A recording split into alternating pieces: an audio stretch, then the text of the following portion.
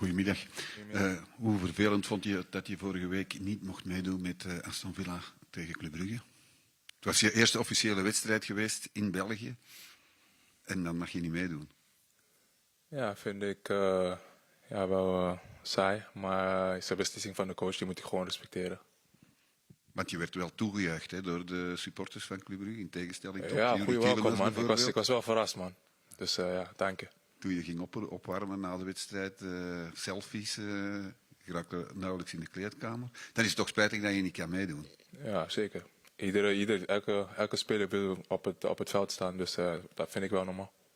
En hoe pijnlijk was het dan om te verliezen? Ik bedoel, verliezen is altijd pijnlijk. Dus ja. Oké, dank u. Volgende vragen voor Amadou. Het is wel matchdag min 1 België in Italië. Niet matchdag plus 7 Club Brugge en Aston Villa, maar dit geheel terzijde. Manu, Jus. Amadou, bonjour. Tu n'étais pas là au rassemblement du mois dernier, donc tu es de retour de même que Romelu Lukaku, donc ça c'est une double bonne nouvelle. Par contre, 3 joueurs qui avaient joué les 2 matchs, Doku, Tielemans, De Ketelaar, ne sont pas là. Est-ce que tu dirais que l'équipe maintenant est du coup renforcée ou un peu amoindrie? Comment est-ce que tu évalues le groupe? Je pense qu'amoindrie, parce que les 3 joueurs que vous avez cités sont des 3 joueurs de top qualité, 3 joueurs qui rapportent beaucoup à cet effectif et qui vont nous manquer. Maintenant, le coach a fait ses choix pour le mieux possible essayer de remplacer ces joueurs-là. Ça va pas être facile parce qu'ils ont mis la barre assez haute, mais on va faire avec ce qu'on a. Et quel est l'état d'esprit général en fait dans ce groupe? On peut encore aussi bien finir deuxième et continuer l'aventure que se retrouver dernier et être relégué. Donc comment est-ce qu'on aborde ces 2 parties?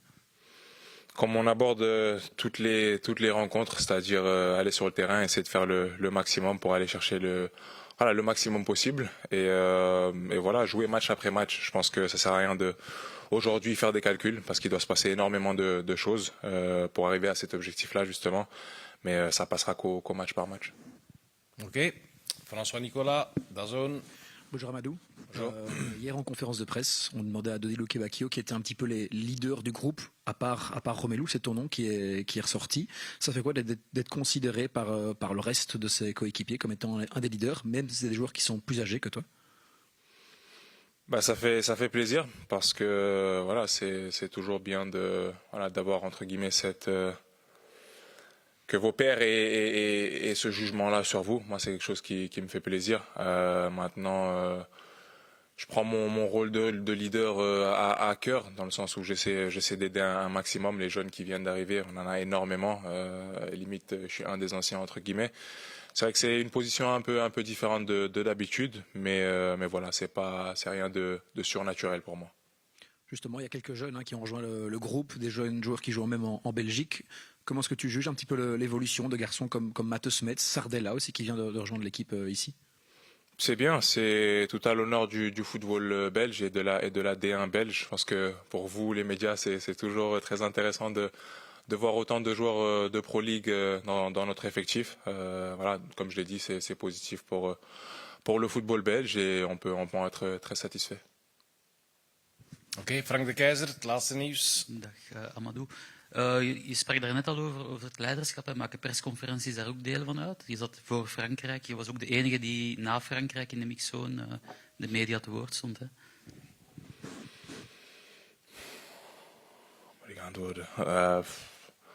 Pour moi, c'est normal. Pour moi, c'est entre guillemets, on m'a donné ce rôle-là, donc j'essaie juste de l'assumer au maximum. Je pense que si on m'envoie aux conférences de presse, c'est parce que aussi on a une certaine confiance en moi. Et comme j'ai dit, ça fait plaisir. Maintenant, voilà, c'est quelque chose de naturel et de normal pour moi.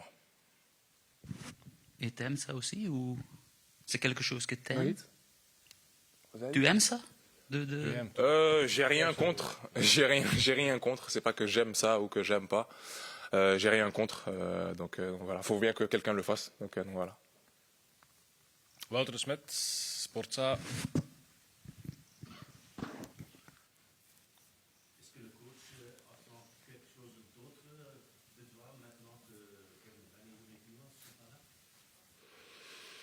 Je pense que Le coach attend tout le temps la même chose de moi, parce que comme vous l'avez dit, il y a beaucoup d'autres joueurs qui me voient comme un leader, etc. Et je dois le montrer sur le terrain, parce que je pense que c'est là que ça commence, et c'est là ma tâche la plus importante. Maintenant, ça n'a pas changé. Mon rapport avec le coach a toujours été très bon jusqu'ici, et voilà, il m'a toujours fait confiance, et je pense que je le lui rends bien. Kevin De Bruyne et Romelu Lukaku ont tous les deux parlé d'une attitude des jeunes joueurs. Est-ce que tu, personnellement, tu te sens concerné, adressé? Je n'ai pas très bien compris la question. Une attitude, c'est-à-dire? Qu'ils n'ont pas, les jeunes joueurs n'ont pas vraiment l'attitude des anciens. Oui. Il a parlé ça dans un podcast. Ok. C'est deux générations différentes, donc deux mindsets, deux points de vue différents. Maintenant, moi personnellement, je me sens pas concerné, donc je pourrais pas répondre à votre question. Vincent Blouard. Allô, bonjour. Au dernier rassemblement, il y avait eu un peu de grabuge. Les supporters avaient notamment critiqué le sélectionneur. Quel regard, toi, tu portes sur la relation entre le public et l'équipe nationale? Est-ce que le public est devenu trop exigeant, trop dur avec le sélectionneur et avec l'équipe? Je pense que c'est une relation qui s'est dégradée un tout petit peu. À l'Euro, on a eu quelques soucis. Maintenant encore, je pense que avant tout, personnellement, je trouve qu'on devrait avoir un peu plus de patience. Pourquoi je dis ça? Parce que tout le monde se réfère à 2018, mais 2018 n'a pas été créé en 2018. 2018 a été créé en 2010. Vous voyez ce que je veux dire?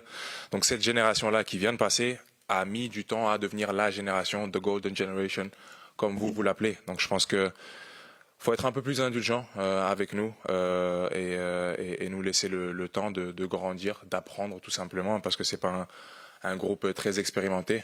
Donc je pense qu'il va falloir du temps avant de devenir vraiment ce que les gens attendent de cette équipe.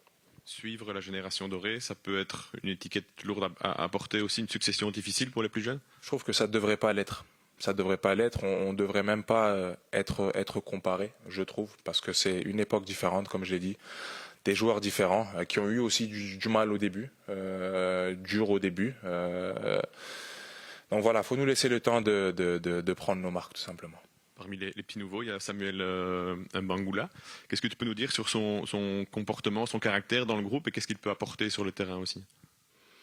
Ben Samuel, moi, en tant que personne, maintenant, je l'ai côtoyé pendant 2 ou 3 jours. C'est quelqu'un de très calme, d'assez souriant, jovial, positif. Donc il apporte une bonne vibe au groupe. Maintenant, sur le terrain, c'est quelqu'un d'assez versatile. Et qui peut jouer à différentes positions. Donc ça va nous faire du bien aussi. Quelqu'un qui est doté de capacités techniques très élevées. Donc voilà, je pense qu'il va nous faire du bien sur les côtés. Dernière chose, en tant qu'ancien capitaine des Espoirs et vice-capitaine des Diables, est-ce que tu dirais que Je savais pas ça. est-ce que tu dirais que les 2 matchs de Ligue des Nations, ici, vu le classement, sont encore plus importants que l'éventuelle qualification à l'Euro pour les Espoirs?